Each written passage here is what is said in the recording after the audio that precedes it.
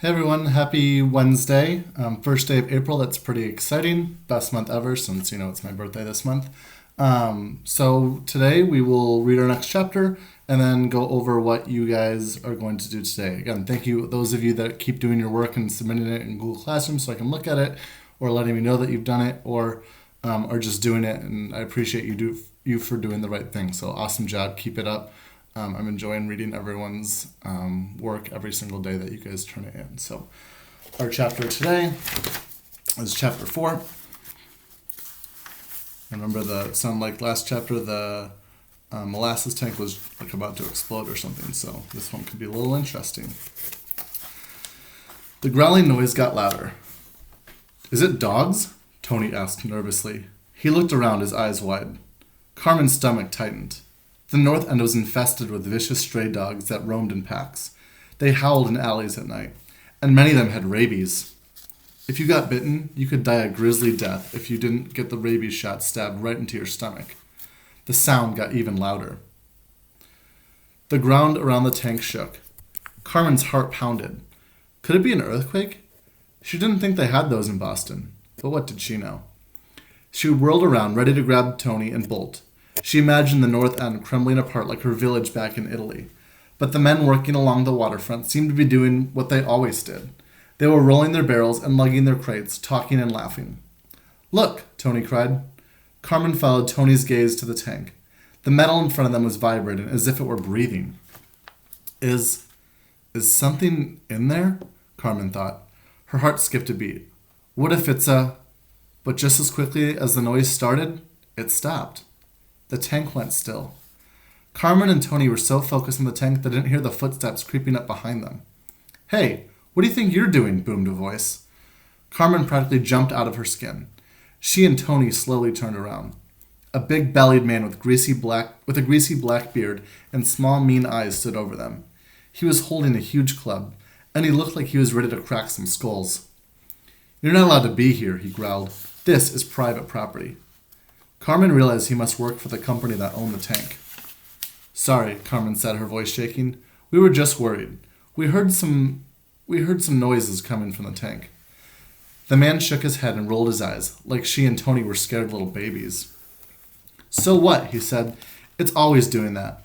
Molasses makes noise. It boils up sometimes. He raised his club. Now get out of here before I give you something to cry about. Carmen and Tony took off. The stable was only a couple 100 yards away. They stopped to catch their breath behind a shed. Their eyes met and their heart burst out laughing. I thought there was a monster inside the tank, Tony cried. He made a face and turned his sticky hands into claws. Roar, he said.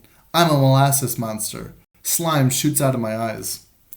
Or maybe it was a shark, Tony said, turning his claws into fins. It sneaked into the molasses ship and then wiggled through the pipe into the tank. Carmen smiled. Tony really was smart. It was true that molasses came to Boston on big ships. The ships traveled from Cuba to Puerto Rico, islands in the Caribbean. The molasses was pumped from the ships into the tank through a giant pipe. Carmen caught her breath and brushed some dirt from her coat. She didn't admit it to Tony what she really thought when she heard the noises, that a person was trapped inside. What if a worker had fallen in and was drowning, being smothered by the disgusting, bitter goo? Just the idea made her heart pound with horror, but now she was looking at Tony's grinning face and laughed. Wait until Papa heard about this. Carmen and Tony burst through the squeaking stable door. Instantly, Carmen felt calmer as she breathed in the smell of hay and horses and heard the loud nicker of hello from Rosie. The mare was the only horse still at the stable at this time of day. The others were out pulling wagons back and forth across Boston. Rosie was too old to work anymore, but Mr. Vita loved her too much to sell her. Rosie poked her white head over the door of her stall, flicking her ears and snorting softly. Carmen gave her a kiss on her nose. Tony rubbed her head. He loved her too. Rosie stuck out her long pink tongue and started licking Tony's fingers. Tony laughed. I think you like molasses even more than I do, he said to Rosie. Papa, Carmen called. We're here. Carmen expected to hear Papa's cheerful voice. He usually came running out from the back to wrap her and Tony in a big hug. But it wasn't Papa here who appeared, or Mr. Vita. It was Tony's mother, Mrs. Grasso. What was Mrs. Grasso doing here at the stable?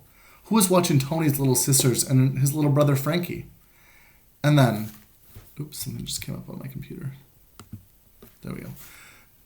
Where was I? And then Carmen noticed the worried look on Mrs. Grasso's face.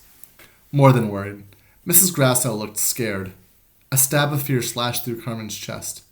Had something happened to Tony's father? Had Frankie broken his arm again? Did one of the little girls get bitten by a rat? But wait, why was Mrs. Grasso looking at Carmen? Why did she have tears in her eyes? Carmen, my dear, she took Carmen's hands. I'm so sorry, but your papa is very sick. And that's where we're going to end. All right, so Wednesday's routine that we're going to do is, again, start with your 15 minutes of exact path. Thanks to those of you that keep doing that. After that, you can independent read, so either your book or Raz Kids or Tumble Books or any of the online resources that you've been using already. And then the next third step is you're going to take the words that you used yesterday. So those words in the article that you found definitions from, you're going to take those words and you're going to write them into a sentence. I'll come up with a sentence for each of those 5 words. And I want you to do that in Google Classroom. So I want you to do that in today's assignment in Google Classroom. So that way you can submit that and I can see that you've been doing your words and check out what words you've been doing. So for those ones, I just want you just need to write the word or just write the sentence and then or write the word and then write the sentence, or you can just write the sentence and highlight the word just so that way I know what words that you're choosing and I can see them in the sentence. So again, you can either write the word and then write the sentence right under that, or you can just write the whole sentence and then just highlight the word that you use as your vocabulary word. Either one. And then the fourth thing that you're going to do today is last week, might have been Thursday, I think it was Thursday or Friday, I can't remember which day, I had you guys pick research topics, and a lot of you guys sent me your research topics that you're going to want to do. So finally, we're going to do something with those. And what we're going to do today, so Wednesday and probably Thursday, is we're going to do our note-taking part. And so what I want you to do is you're going to set up a note grid. So I'll show you kind of like mine. So like we've done in class, you're going to have a plus sign or you're going to have 4 spots. So I just made my plus sign. And then you're going to have 1 spot on the back too, because we're going to have a total of 5 slides. And this will all be written down, so don't feel like you have to memorize this. But I want to go over it pretty quickly. Okay, so again, you'll make your T-chart, or you'll just draw like lines and split the paper up like that into 4 or 5 equal parts. But we're going to, instead of before we've had 8 parts for our notes, we're not going to do 8, okay, because we're not in school. So we're just going to do 5, so 3 less than we normally do. Okay, and those 5 are going to be certain things I want you to do, and I wrote them down so I don't forget, and then I'll type it up for you guys, and it'll be on Google Classroom, obviously. So if you choose to do yours on a person, so your research topic that you want to do is a person, that's totally awesome. Your 5 topics are going to be their background information, and again, I'll write this all down, so don't feel like you have to write it down. Their background information, their early years, so what was their life like before they were kind of famous. The next one, the third thing will be their greatest accomplishments. So what are they really known for? The fourth one will be other accomplishments, so other things that they've done in their life. And then the 5th one will be fun facts. Okay, so again, those 5 will be for a person. Okay? If you picked an animal, I know some of you guys, I didn't originally say you can pick an animal, but a few of you emailed me and said you want to do an animal, that's fine. The 5 you're going to do that you're going to do for an animal, if you picked an animal, you're going to describe that animal. So what it's called, what it looks like, how big is it, things like that. So just kind of pretend that I don't know what your animal is, even if it's like a dog or something. Pretend I don't know what it is and you need to describe it for me. The second thing is going to be where it is from or their habitat. So describe where they live. So is it from Asia? Is it from the United States? Does it live in trees? Does it live in the ocean? Just describe their habitat. The third thing is what it eats. So what's its diet consist of? The fourth thing is adaptations, and you should have learned about what adaptations are from Mrs. Reynolds if you don't remember what they are, because it is a science thing. If you don't remember, it's how the animals changed over time to help survive. So like, for example, giraffes have really, really long necks. That's helped them survive because they're able to reach food really, really high up on trees where other animals aren't able to reach. So they adapted those long necks so that way they can survive. Okay, and the 5th one will be fun facts. Okay, if you did a place, you're going to describe that place, so where it is. You're going to tell me the history of that place, so how it was started. This is kind of like our colony project, so those ones. How it was started, what their government was like, who founded it, things like that. What is it known for? So what is the place known for? So for example, if you're doing Battle Creek, we're known for making cereal, obviously. So you could kind of talk about the different cereals that are made in Battle Creek. The fourth one you're going to talk about is their geography or their climate. So what's their land like? What's their weather like? What kind of landmark or landforms do they have? So does it have like oceans? Is it rivers? Is it things like that? And then fifth one is fun facts. And then the last one, if you chose an event, which is the one I'm going to be doing because I'm going to do my project with you guys about the I Survived the Great Molasses Flood. So I'm going to be choosing the Molasses Flood. And you're going to, the first slide you're going to do is you're going to talk about what it was. So I would be describing the Molasses Flood.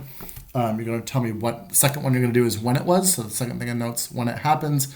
The third one is why is it so important? So why is it something that you should be learning about? The fourth one is who was or is involved if it's a current event. So like something like the Super Bowl, you can just list some of the teams that have been in the Super Bowl before, maybe who's won it the most. And then the fifth one will be fun facts. Okay, the events one is a little confusing. I didn't see very many of you guys pick events, but if you did pick an event and you do not understand anything that I'm saying right now, please send me an email and I will gladly clarify it for you. Okay, so that's what you're going to do. You're just going to take notes on whatever one of your topics. So I think I had you guys write 4 or 5. Just pick whatever one you want to do. So again, one that you have the most research on and will be the most interesting. And I don't want you to start typing on Google Slides or anything like that. I just want you to, on line paper, you're going to divide, again, like I divided mine up. So I have the molasses flood up there. I know it's backwards, so you can't see it. But I have my 4 topics there. And then on the back of my page, if I can turn the page of my notebook, on the back of my page, I'm just going to write any fun facts. And so tomorrow I'll show you my updated one. For today, I just wanted to show you the outline. And then on Thursday, I'll show you one with some notes on it. And we'll do notes for Wednesday and then Thursday and then Friday. We'll start to set ours up in Google Slides. So we'll create our Google Slide presentations and then go from there. All right, guys, have an awesome Wednesday, and I will see you all tomorrow. See ya.